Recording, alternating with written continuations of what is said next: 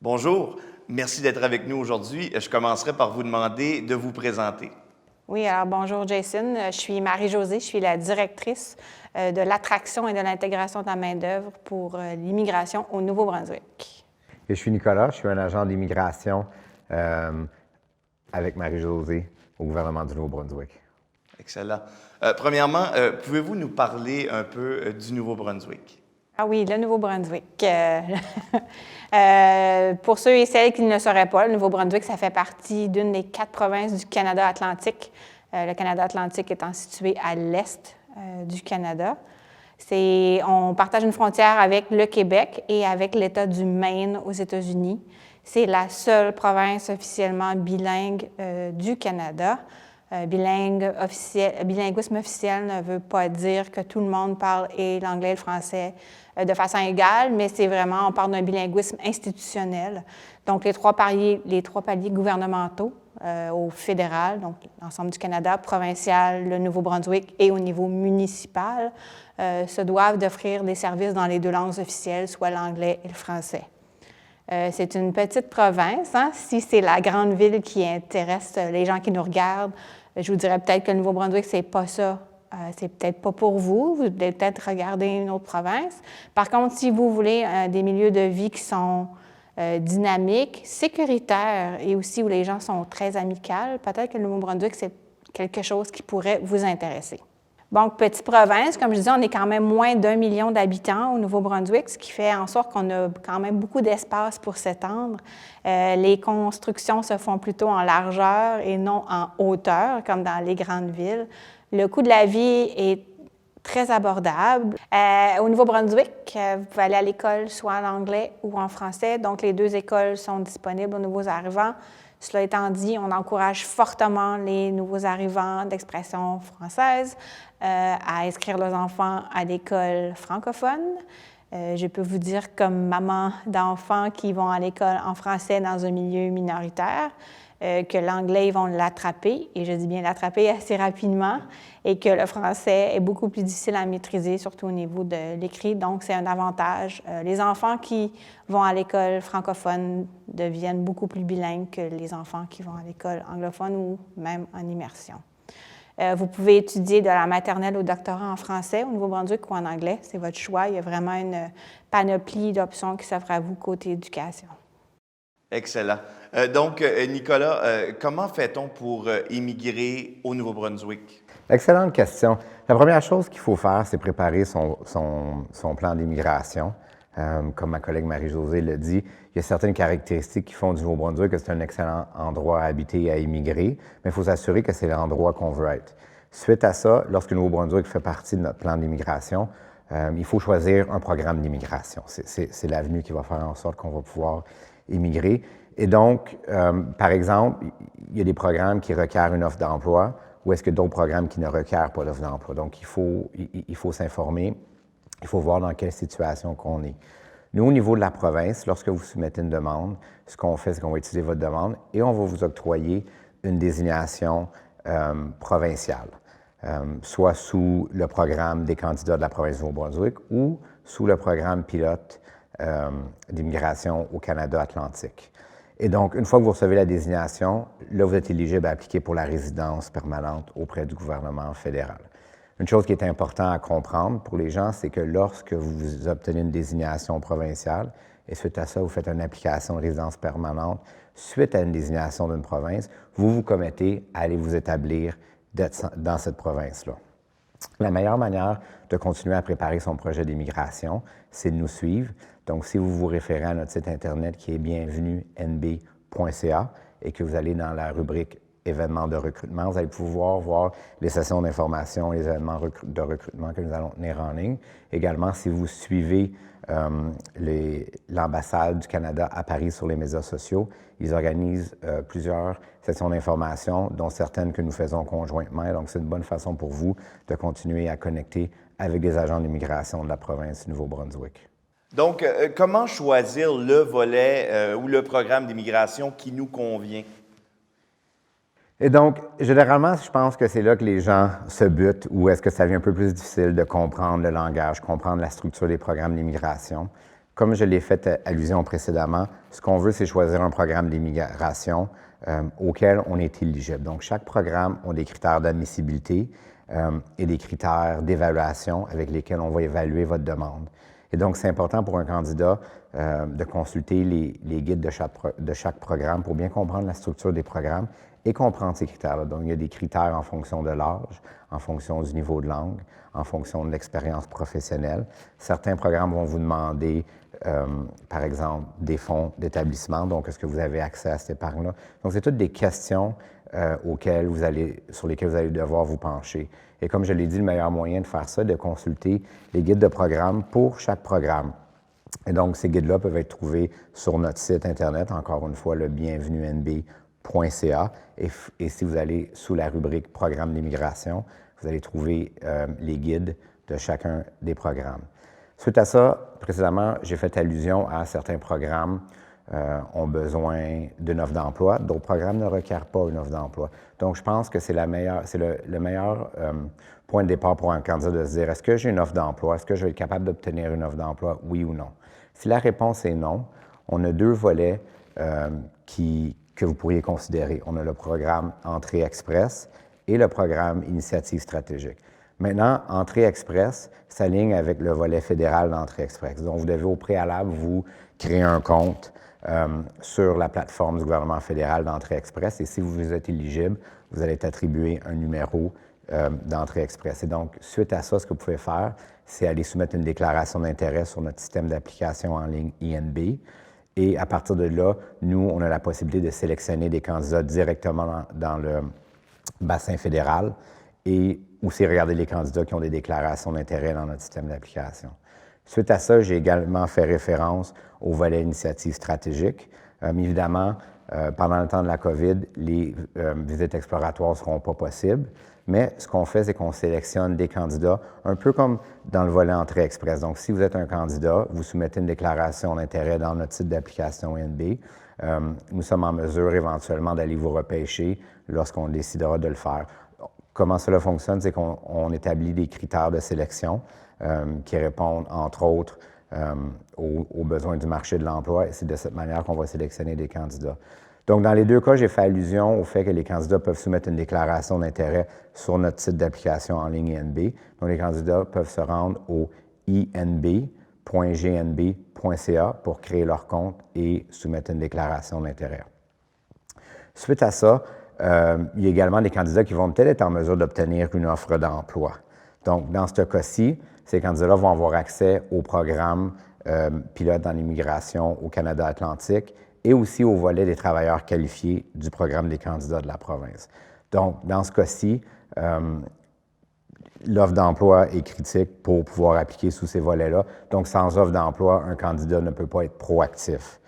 Donc, une fois qu'une demande est acceptée, à quel genre de soutien les immigrants peuvent-ils s'attendre? Oui. En fait, ce qu'il y a de bien au Nouveau-Brunswick, même une fois votre demande déposée, si vous avez des questions, vous pouvez toujours rejoindre un agent d'immigration qui répondra à vos questions au niveau du développement puis de l'appui de votre dossier. Donc, une fois que vous avez été sélectionné par la province et que vous décidez de venir vous installer au Nouveau-Brunswick, vous avez accès à des services d'établissement. Donc, il y a des organismes qui sont là pour vous aider, pour vous appuyer dans vos démarches à travers le Nouveau-Brunswick. En fait, on en a 13 principaux et des bureaux satellites. Donc, ils sont là pour vous aider une fois sur place, mais vous pouvez également entrer en contact avec eux pour parler de planification, dire, regarde, moi, je m'en vais dans la région d'Edmundston, je m'en vais dans la région de Miramichi, quelles sont mes opportunités, comment ça fonctionne pour inscrire mes enfants à l'école. Donc, ils sont vraiment là pour vous appuyer dans vos démarches. C'est un service qui est gratuit. C'est le gouvernement du Nouveau-Brunswick qui investit à chaque année des montants importants pour s'assurer que les gens qui choisissent de venir s'établir au Nouveau-Brunswick ont vraiment l'appui dont ils ont besoin pour s'intégrer de façon durable et rapidement. Donc, c'est important de mentionner qu'il y a des services qui sont payants. Vous allez trouver tout plein de gens qui veulent vous vendre des services d'établissement, services clés en main pour un montant donné. Reste à vous si vous voulez utiliser ces services. C'est pas moi qui vais vous dire de ne pas les utiliser. Ce que je dis, c'est qu'il y a des services qui sont là, qui sont offerts gratuitement, qui essentiellement offrent dans la grande majorité les mêmes services que les services privés peuvent vous offrir. Aussi intéressant à mentionner, puis je vais juste faire une petite parenthèse sur les services de consultation qui existent à l'extérieur. Faites attention, il n'y a personne qui peut vous acheter un emploi au Nouveau-Brunswick. Faites vraiment attention. Assurez-vous que votre représentant est un représentant accrédité, qui ne vous demande pas des informations qui vous semblent au-delà de ce qui est raisonnable. Si vous avez des questions, si vous avez des doutes par rapport à l'utilisation d'un consultant ou par rapport à son intégrité, ne vous gênez pas, contactez un agent d'immigration, que ce soit au Nouveau-Brunswick, en Nouvelle-Écosse, en fait partout au Canada, pour pouvoir clarifier est-ce que j'ai vraiment besoin d'un consultant ou non. Encore là, c'est votre choix. Je ne vais pas vous dire d'utiliser ou non, mais faites attention. Il y a quand même beaucoup d'arnaques, mais il y a aussi des consultants qui sont excellents. C'est comme son programme d'immigration. Si on choisit un représentant, il faut bien choisir son représentant. Également, si vous voulez voir quels sont les besoins sur le marché de l'emploi au Nouveau-Brunswick, ou vous voulez essayer d'obtenir une offre d'emploi d'un employeur du Nouveau-Brunswick, vous pouvez toujours consulter le site du REDE ou le Réseau de développement économique et d'employabilité du Nouveau-Brunswick et suivre leurs affichages de postes. Le REDE représente plusieurs employeurs dans les régions francophones du Nouveau-Brunswick et donc qui ont des besoins en main-d'œuvre. Et également, il y a le site d'emploi de la province du Nouveau-Brunswick, donc emploi avec un S, nb.ca, où est-ce qu'il y a toujours une panoplie de postes disponibles. Donc, une fois sur place, à quoi peut-on s'attendre au niveau soutien social au Nouveau-Brunswick? Oui, c'est une bonne question, Jason. Au Nouveau-Brunswick, vous aurez accès à la carte d'assurance maladie du Nouveau-Brunswick. Dès votre arrivée, en théorie, en pratique, ça prend quand même quelques semaines à avoir accès. Donc, c'est important de prévoir une assurance maladie privée pour, à tout le moins, les 2 premiers mois que vous arrivez au Nouveau-Brunswick afin de s'assurer que vraiment vous êtes couvert s'il arrive quelque chose. Il faut comprendre que l'assurance maladie, ici, on parle évidemment de soins primaires. Donc, si vous avez besoin d'un médecin de famille, d'être hospitalisé ou un spécialiste, tout ça, c'est couvert. Par contre, tout ce qui est soins d'appoint, donc si c'est un massage, un acupuncteur, un ostéopathe, ce sont des services qui ne sont pas couverts par l'assurance maladie provinciale. Donc, vous devez vous prévaloir d'une assurance maladie supplémentaire qui est souvent offerte par des employeurs en copaiement. Donc, c'est une possibilité de le faire aussi. Soins de la vue, ce n'est pas couvert par l'assurance maladie ni le soin dentaire, mais encore, c'est couvert par une assurance privée. Aussi, il faut remarquer qu'au Nouveau-Brunswick, les soins de garde, donc la garderie, tout ce qui est de bébé à l'âge de 5 ans, avant qu'on entre à la maternelle, les soins de garde ne sont pas gratuits. Donc, des soins de garde qui sont publics, des garderies publiques, des garderies privées. Donc, c'est à vous de déterminer si vous voulez que votre enfant est dans une crèche privée ou une crèche publique et de regarder les coûts. C'est quand même assez dispendieux. OK, je ne vais pas dire sur ce ton-là. Donc, c'est important de chercher une garderie qui conviendra à vos besoins, qu'elle soit en milieu privé ou en milieu public, et de déterminer quelle garderie sera le mieux pour vos enfants. L'école au Nouveau-Brunswick, donc l'école de la maternelle à la 12e année, c'est gratuit, donc l'école publique est gratuite. Par contre, quand vous arrivez au niveau postsecondaire, après ce que nous, on appelle la 12e année, donc une fois diplômé de l'école secondaire, vous pouvez aller au collège communautaire ou encore à l'université. Ce sont des cours qui sont payants. Donc, ce n'est pas l'éducation universelle telle qu'elle est connue dans plusieurs pays d'Europe. Donc, vous allez avoir à débourser un certain montant, mais l'éducation est de qualité, elle est disponible aux 4 coins de la province. Excellent. Donc, pour terminer, pouvez-vous nous parler un peu de la qualité de vie au Nouveau-Brunswick? Tout à fait. La question sur la qualité de vie revient à chaque fois qu'on se déplace pour faire du recrutement. Les gens nous demandent quelle est la qualité de vie au Nouveau-Brunswick. Évidemment, tout est relatif. À quoi comparez-vous la qualité de vie, une ville par rapport à une autre, une province, un pays. Vraiment, ce qui caractérise le Nouveau-Brunswick en termes de qualité de vie, c'est l'accès aux grands espaces. Vous travaillez dans votre bureau, dépendamment où vous habitez, vous êtes à quelques kilomètres de la mer. En été, c'est excellent. Vous pouvez aller vous y baigner. Si vous êtes comme Nicolas qui adore faire du vélo, bien, il y a des sentiers de vélo partout. Vous savez, au Nouveau-Brunswick, les municipalités sont plus petites. Nos grandes villes ont chacune moins de 175 000 habitants. Donc, les bouchons de circulation, il y en a à peu près pas. Là. Quand ça fait 5 minutes qu'on attend au feu rouge, on se demande qu'est-ce qui se passe. Donc, ça nous permet vraiment de prendre beaucoup de temps pour le passer avec nos familles, avec nos amis. Le travail se termine généralement tôt au Nouveau-Brunswick et c'est pour ça qu'on mange, on soupe ou on dîne, comme vous dites, tôt. Hein? C'est pas infréquent de voir des gens qui vont manger à 17h30, 18h, ce qui vous laisse énormément de temps pour passer à faire des activités autres que votre travail. Donc, la qualité de vie, moi, je la trouve excellente, mais comme je dis, c'est toujours relatif. Si vous vous attendez à trouver ce que vous avez dans votre pays d'origine et que vous allez le retrouver quand vous allez arriver au Nouveau-Brunswick, vous allez peut-être être un peu déçu parce que ce n'est pas le cas. Hein? Donc, il faut vraiment préparer son immigration, aussi gérer ses attentes et voir qu'est-ce qu'on veut d'une immigration, pour quelles raisons on le fait et vraiment comment on va pouvoir profiter pleinement de ce que le Nouveau-Brunswick a à nous offrir, si c'est le Nouveau-Brunswick que l'on choisit. Encore là, le Canada, c'est grand, 5000 km d'est en ouest, donc il y a beaucoup de choix. Nous, on voudrait bien vous accueillir chez nous. Par contre, c'est à vous de choisir, mais on est quand même prêt à vous accueillir avec une qualité de vie, comme je disais, que moi, je trouve excellente. Donc, au niveau des loyers, mettons, au Nouveau-Brunswick, on regarde environ combien pour un loyer? Essentiellement, le Nouveau-Brunswick, c'est un endroit au Canada, un des derniers endroits où est-ce que le marché immobilier est encore abordable. Donc, pour ceux dont dans leur programme d'immigration, il y a un plan d'acheter une maison, le Nouveau-Brunswick va être un excellent endroit pour vous pour accomplir cet objectif-là. On comprend que c'est pas à l'arrivée que tout le monde va pouvoir s'acheter une maison, qu'il y a des gens que ça ne fait pas partie de leur plan, et c'est correct. Il y a la location de logement également. Donc, à titre de référence, un logement, une chambre à coucher dans les grandes villes comme Moncton, Saint-Jean, Fredericton peut coûter là, autour de 1 000 $ canadiens. Et puis, quand on parle des régions qui sont un peu plus rurales, donc disons le nord du Nouveau-Brunswick ou d'autres régions, bien, le logement d'une chambre peut descendre à 600, 800 $ canadiens. Excellent. Donc, si j'habitais pas déjà au Nouveau-Brunswick, ça me donnerait vraiment le goût de déménager. Pour terminer, on pourrait peut-être répéter les adresses web importantes pour les gens qui nous écoutent.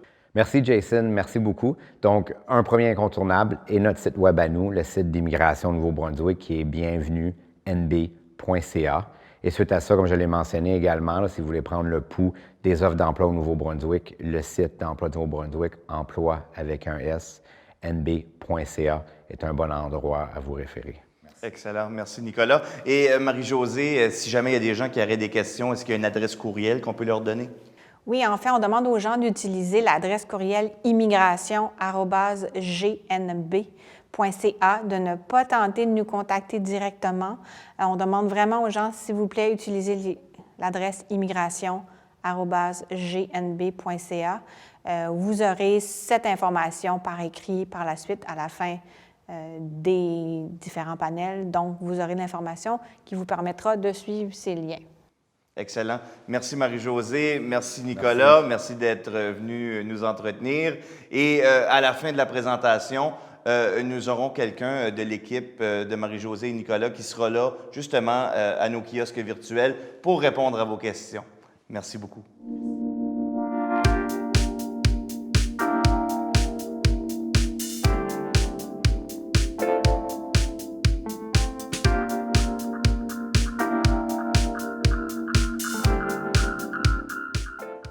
Bonjour, messieurs. Premièrement, je vous demanderai de vous présenter. Bonjour, je m'appelle Marc, je suis le directeur général des affaires acadiennes de la francophonie au ministère de Communauté, Culture et Patrimoine avec le gouvernement de la Nouvelle-Écosse. Bonjour, je m'appelle David, je suis agent de liaison avec les intervenants à l'Office de l'immigration de la Nouvelle-Écosse et ça fait également partie du gouvernement de la Nouvelle-Écosse. Donc, je débuterai en vous demandant, Marc, de nous parler justement de la Nouvelle-Écosse. La Nouvelle-Écosse est une petite province qui se trouve à l'est du Canada. On est entouré de l'Atlantique, donc on est rattaché au Nouveau-Brunswick. Au nord, c'est le Nouveau-Brunswick, à l'ouest, c'est le Québec. Au sud, c'est les États-Unis, donc Boston et New York. Et puis, bien sûr, entre nous-mêmes et l'Europe, c'est juste l'Atlantique. La population de la Nouvelle-Écosse fait environ 1 million de personnes. Environ presque la moitié habite à Halifax. Nous avons une population francophone importante, environ juste au-delà de 30 000 personnes. La population francophone et acadienne est assez dispersée à travers la province, mais une grande majorité habite à Halifax. Halifax, c'est un centre important économique pour la Nouvelle-Écosse et d'ailleurs pour tout l'Atlantique et le Canada, parce que il y a un port qui dessert la plupart de l'Est du Canada. Donc les bateaux, les trains, les avions, c'est un centre pour l'exportation et l'importation. Et David, si on souhaite immigrer dans cette province bien charmante, qu'est-ce qu'on fait? Comment on s'y prend? Le système d'immigration au Canada, c'est un des meilleurs systèmes au monde et il approuve environ chaque année un peu plus de 300 000 demandes de résidence permanente. Et une grande partie de ces nouveaux résidents permanents, justement, sont venus à travers la catégorie économie de l'immigration. La catégorie économique d'immigration au Canada, justement, le gouvernement fédéral a conclu des accords exhaustifs avec les provinces, et notamment à travers le programme du candidat des provinces et le programme pilote d'immigration au Canada Atlantique. Ces deux programmes permettent à la Nouvelle-Écosse, justement, de choisir des personnes qui vont ensuite déposer une demande de résidence permanente auprès du gouvernement fédéral. Et ces personnes ont un double atout parce qu'ils répondent à la fois à un besoin du marché du travail ici et ils sont également aussi des travailleurs qualifiés. Donc justement, parlant des volets d'immigration, comment on fait pour choisir le volet qui nous convient pour immigrer en Nouvelle-Écosse? Alors, pour choisir le volet ou le programme qui vous convient le mieux, il y a plusieurs facteurs à prendre en compte. C'est votre expérience de travail, vos diplômes, votre éducation, vos compétences, etc., etc. Si vous avez une offre d'emploi aussi en Nouvelle-Écosse. Donc, en fonction de plusieurs critères, ça va orienter votre choix vers différents programmes. Donc, par exemple, si vous avez une offre d'emploi, le volet des travailleurs qualifiés du programme des candidats des provinces serait peut-être une option. Ou alors, si vous avez déjà une année d'expérience hautement qualifiée en Nouvelle-Écosse, alors le volet expérience de la Nouvelle-Écosse entrée express est une autre option. Si, par exemple, vous voulez ouvrir votre propre entreprise ou racheter une entreprise existante en Nouvelle-Écosse, il y a également le volet entrepreneur, qui est spécifiquement conçu pour cela. Ou alors, il y a le système entrée express du gouvernement fédéral et les provinces ont la possibilité, pour répondre justement aux besoins du marché du travail provincial, d'aller piocher dans ce bassin de candidats les personnes qui répondent à ces besoins. Donc, si la province a besoin, disons, d'infirmières ou d'infirmiers, alors il y a une possibilité, grâce au volet priorité du marché du travail, pour nous d'aller sélectionner les candidats dans ce système. Nous avons effectué plusieurs tirages grâce à ce volet, notamment pour des francophones, par exemple. Et je crois que ce que vous venez de partager contribue certainement à la qualité de vie des gens, des francophones en Nouvelle-Écosse. Et ça m'amène à ce point sur la qualité de vie. Pouvez-vous m'en parler? Parce que je crois vraiment que c'est au cœur des intérêts de nouveaux et nouvelles arrivantes, là. Certainement, et peut-être juste pour partager mon parcours en Nouvelle-Écosse, moi je suis né et j'ai vécu en Europe et je suis venu en Nouvelle-Écosse, je baladais. Mais une fois arrivé en Nouvelle-Écosse, j'ai décidé très vite que c'est mon nouveau chez moi. Ce que j'ai beaucoup apprécié, ce qui m'a frappé, je crois, c'est que les gens sont très accueillants. Les gens travaillent très fort, mais ils se détendent et ils ont des loisirs pour lesquels moi j'ai beaucoup aimé. Il y a vraiment un équilibre entre le travail et les loisirs. C'est pittoresque. Vous savez, moi je suis arrivé, j'ai vécu à Bruxelles, j'ai vécu à Zurich, des grandes villes. Quand je suis arrivé à Halifax, je me suis acheté une petite maison dans les bois, en campagne, entourée de lacs. J'habite, et ça c'est à 20 minutes de la ville. Donc moi je prends 20 à 25 minutes pour venir en ville. Une fois parti, je rentre chez moi et je suis carrément dans la nature. Ce matin, il y avait des chevreuils qui mangeaient mes dernières plantes de la saison. L'autre chose que j'aime aussi, que j'ai beaucoup apprécié ici en Nouvelle-Écosse, c'est que c'est vrai que les gens disent « Oh, au Canada, il fait froid ». Mais vous savez, ce que nous, on vit ici, c'est 4 saisons très distinctes. Et quand nous avons 4 saisons distinctes, on a aussi 4 vies distinctes pendant le parcours de l'année. Donc, ce qu'on fait en été, on va à la plage, parce que nous sommes complètement entourés de plages. On a peut-être des trentaines, 30, 40 plages ici. Nous avons des lacs, nous avons des bois. Alors, si vous aimez le hiking, vous aimez faire des grandes marches, le vélo, en été, aller en bateau à la mer. En hiver, on fait du ski. On aime, en automne, la semaine passée, je suis allé dans la vallée pour aller cueillir des pommes, mais aussi goûter du vin de la région. Et en printemps, bon, je fais mon jardinage et j'aime beaucoup être dehors. On fait du camping, on fait du hiking. Alors, je dois dire que le goût de vie en Nouvelle-Écosse que j'ai eu quand je suis venu est resté avec moi et c'est pour ça que je suis là depuis 25 années. Par exemple, j'avais mentionné que j'avais acheté une maison. Une maison en moyenne, en dehors de la ville de Halifax, c'est environ de 234 000. C'est précisément ce que j'ai acheté. Ça fait environ 150 000 €. Dans la ville, c'est un peu plus dispendieux. Là, on parle peut-être de 200 000 €. Le coût de vie ici, c'est une autre chose qui m'a frappé. Le coût de l'essence fait certainement moins qu'1 €. Et je dois dire que pour trouver un emploi, c'était facile pour moi. J'ai trouvé un emploi en quelques jours. Et d'ailleurs, j'ai débuté avec le gouvernement et je suis toujours là aujourd'hui. D'ailleurs, on n'a pas tous l'opportunité forcément d'acheter directement en arrivant, mais la location est aussi une possibilité ici. D'ailleurs, en 2019, en moyenne, un appartement, une chambre en ville coûtait à peu près 975 $ par mois, alors qu'un appartement, même une chambre aussi, en dehors de la ville, coûtait dans les 740 $ par mois. Mais ce qui est vraiment important, c'est on n'est jamais à moins d'1 heure de la côte en Nouvelle-Écosse. Donc, si vous aimez la mer, c'est vraiment un endroit où habiter. Il y a beaucoup de choses à faire. Merci beaucoup à vous deux de vous être entretenus avec nous. Y a-t-il un endroit où on peut vous joindre? Alors, vous pouvez trouver bien sûr toutes ces informations sur le site immigrationnouvelle-écosse.com. Merci beaucoup à vous. C'était un énorme plaisir d'être ici avec vous.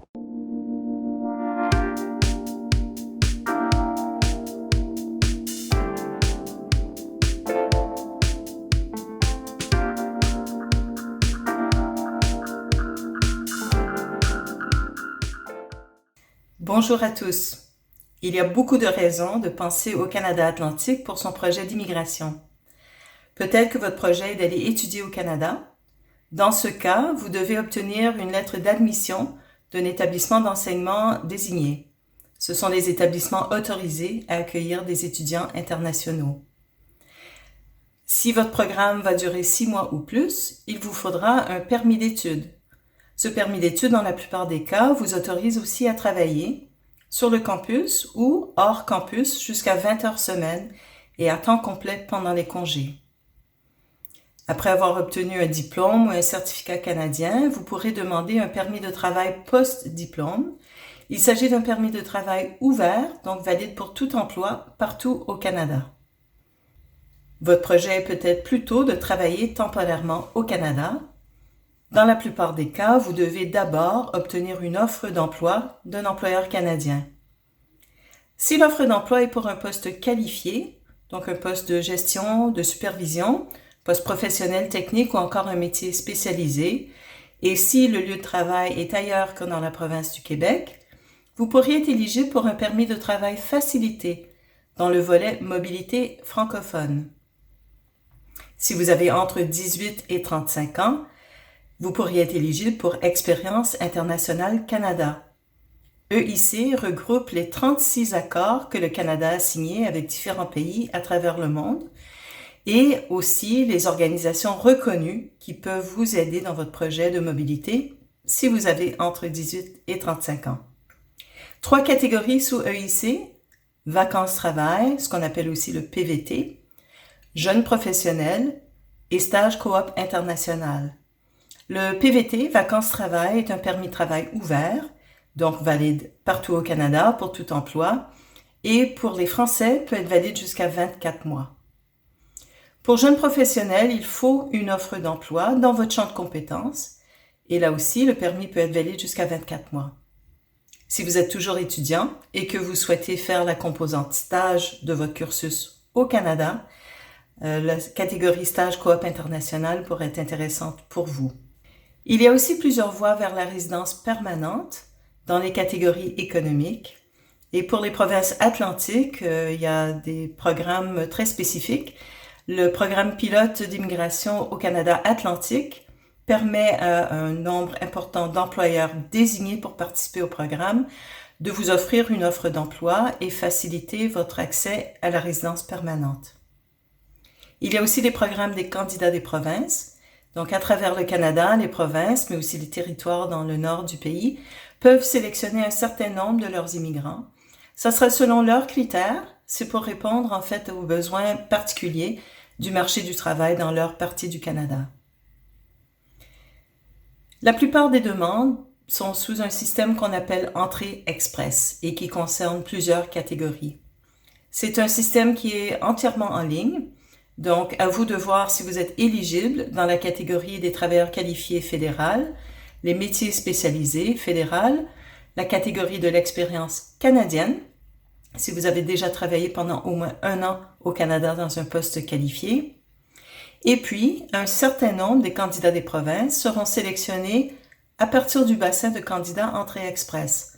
En fait, quand vous créez votre profil, vous allez indiquer là où les provinces qui vous intéressent. Ils auront accès à votre profil et pourraient vous contacter pour vous inviter à soumettre une demande de nomination de la province. L'intérêt de la nomination, c'est que ça vous donne 600 points bonus et donc vous serez extrêmement bien placé pour être invité à faire une demande de résidence permanente. Les francophones, de façon générale, sont bien placés parce qu'il y a des points bonus pour des très bonnes connaissances du français. Et si vous cumulez ça avec un bon niveau d'anglais, vous avez le double des points bonus. Après 3 ans de résidence permanente, on peut demander la citoyenneté canadienne. Je voulais mentionner que la pandémie de la COVID-19 a bousculé certains projets de départ au Canada. Vous savez peut-être que le Canada a mis en place, dès le mois de mars, des restrictions de voyage pour limiter l'entrée au Canada et donc la propagation du virus. Il y a des exemptions à ces restrictions, donc regardez bien avant de planifier un voyage au Canada si vous pourrez partir ou non. Les exemptions concernent certains étudiants, certains travailleurs temporaires, certains résidents permanents, donc regardez bien. C'est une situation qui évolue, donc la meilleure chose, c'est de suivre la page dédiée sur le site d'Immigration, Réfugiés et Citoyenneté Canada, IRCC. De façon générale, ce site vous donnera tous les renseignements sur les programmes, avec des renseignements aussi sur les services d'établissement. Donc, si vous devenez résident permanent du Canada, vous aurez accès à toute une série de services pour vous aider à bien vous établir, vous, votre conjoint, votre conjointe, vos enfants à charge, donc toute la famille qui part s'installer au Canada. D'autres sources d'informations, sur le même site, le Centre d'aide a répertorié les questions les plus fréquentes, il y en a des dizaines, donc il y a des chances que la réponse que vous cherchez s'y trouve. On vous invite aussi à suivre IRCC sur les réseaux sociaux et aussi notre équipe, on est sur Twitter, sur Facebook, @destcan, c'est notre identité. Ça vous permettra d'avoir des nouvelles sur nos activités. Une autre source d'information est notre infolettre mensuelle. Vous pouvez vous abonner en ligne et donc une fois par mois, de façon électronique, on partage des renseignements sur les programmes, sur nos activités en ligne et en personne et on vous donne de l'information sur différentes parties du Canada et des astuces pour bien vous préparer pour le marché du travail canadien. Je vous souhaite à tous bonne chance dans vos démarches, bonne installation au Canada Atlantique. Merci beaucoup d'avoir été à l'écoute. Nous espérons que ces informations seront bien utiles dans votre processus d'immigration. C'est maintenant le temps de se rendre dans nos kiosques virtuels où vous pourrez discuter avec nos différents intervenants. Merci et au plaisir de vous croiser chez nous.